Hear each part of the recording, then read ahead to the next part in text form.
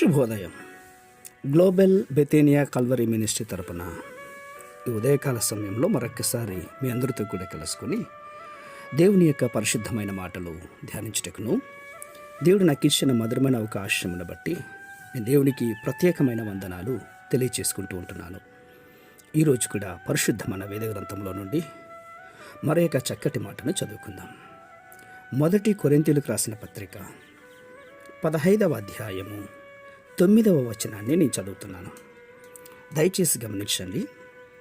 1 కొరింథీయులకు రాసిన పత్రిక 15వ అధ్యాయము 9వ వచనము.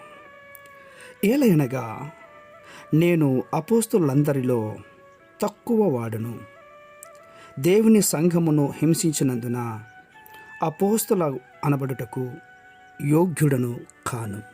దేవునికి మహిమ కలుగునుగాక.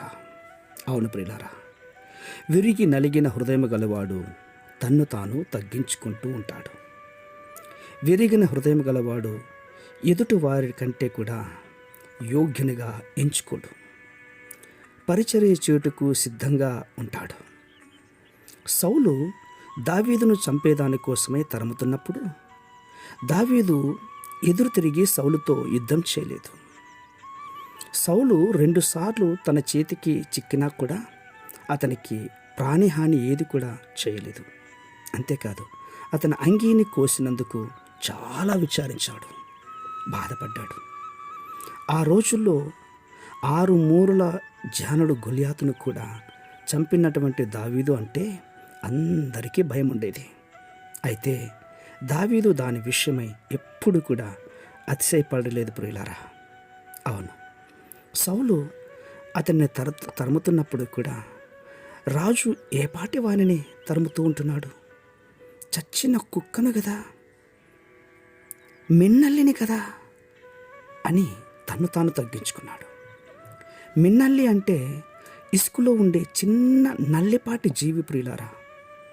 చిన్నపిల్లలు కూడా చెయ్యి తట్టి చిన్నమ్మ చిన్నమ్మ లేక బుల్లెమ్మ బుల్లెమ్మ అని పిలువగానే ఇసుకలో నుండి బయటకు వచ్చే అల్పజీవిది. దావీదు తన్ను తాను తగ్గించుకొని నేను మిన్నల్లి వంటి వాడును అని తగ్గించుకున్నాడు. అవును, పరిశుద్ధుడైన పౌలు కూడా ఆధ్యాత్మిక జీవితంలో వర్ధిల్లే కొద్దీ తన్ను తాను తగ్గించుకోవటంలో ముందడుగు వేశాడు ప్రియులారా.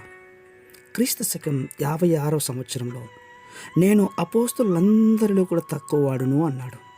అదే క్రీస్తు శకం 62వ సంవత్సరంలో పరిశుద్ధులందరిలో కూడా అల్పుడును అన్నాడు.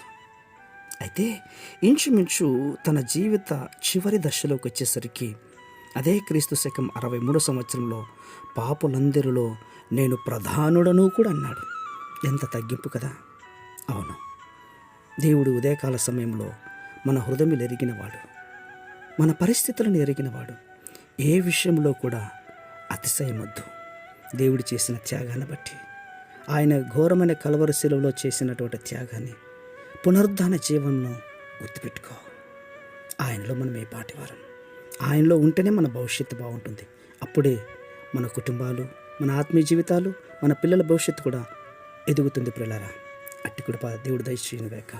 పరిశుద్ధమైన మా ప్రియ పరలోకపు తండ్రి, ఈ ఉదయకాల సమయంలో ఈ మాటలు వింటున్న వారందరూ కూడా ప్రభా, మేము అల్పులము, అయోగ్యులము.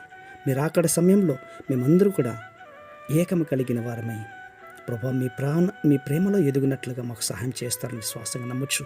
చిన్న ప్రార్థనలు మా రక్షకుడిని యేసుక్రీస్తుని బట్టి అడిగి వేడుకొని పొందుతున్నాం మా తండ్రి. ఆమేన్, ఆమేన్, ఆమేన్.